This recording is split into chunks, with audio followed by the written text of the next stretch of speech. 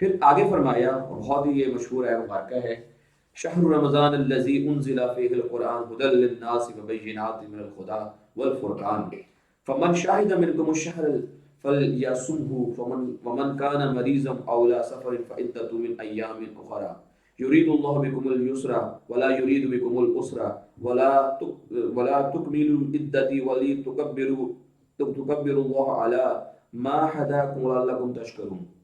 تو رمضان مبارک کی اس لیے بھی بہت زیادہ اہمیت ہے کہ اسی رمضان مبارک اللہ تعالیٰ نے قرآن پاک کو نازل فرمایا۔ قرآن پاک کب نازل ہوا؟ رمضان المبارک میں۔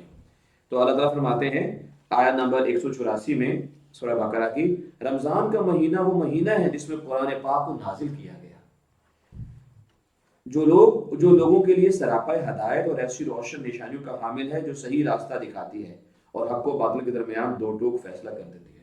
تو قرآن کیا کرتا ہے؟ ایک تو ہمیں ہدایت دیتا ہے، صحیح اور غلط کے بارے میں بتاتا ہے، اور دوسرا ہمیں یہ بتاتا ہے کہ حق کون سا ہے اور باطل کون سا ہے، برائی کون سی ہے اور اچھائی کون سی ہے، نیکی کون سی ہے اور بدی کون سی ہے۔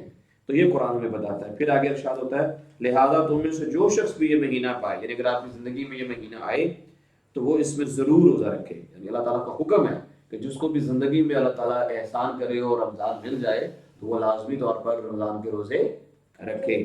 اور اگر کوئی شخص بیمار ہو یا سفر پر ہو، دوسرے دنوں میں اتنی ہی تعداد پوری کر لے، اللہ تعالیٰ تمہارے ساتھ آسانی کا معاملہ کرنا چاہتا ہے۔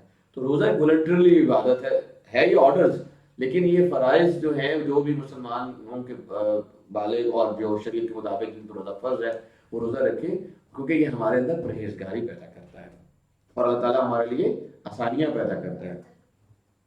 پھر فرمایا اور تمہارے لیے مشکل پیدا کرنا نہیں چاہتا کہ تم روزوں کی گنتی پوری کر لو، اللہ نے تمہیں جو راہ دکھائی ہے اس پر اللہ کی تکبیر ہو تاکہ تم شکر گزار بنو۔ تو یہ تھی ہمارے اوپر روزے کی فضیلت اور قرآن پاک کی آیت مبارکہ 182 سے لے کر آیت مبارکہ 184 تک اللہ تعالیٰ نے قرآن پاک میں رمضان کے روزوں کے حوالے سے احکامات دی ہیں۔ دیگر آیات مبارکہ مقامات پر بھی ہے، لیکن یہ ایک میجر آیت مبارکہ ہے جس میں ہمیں روزوں کے حکم کے بارے میں پتہ چلتا ہے۔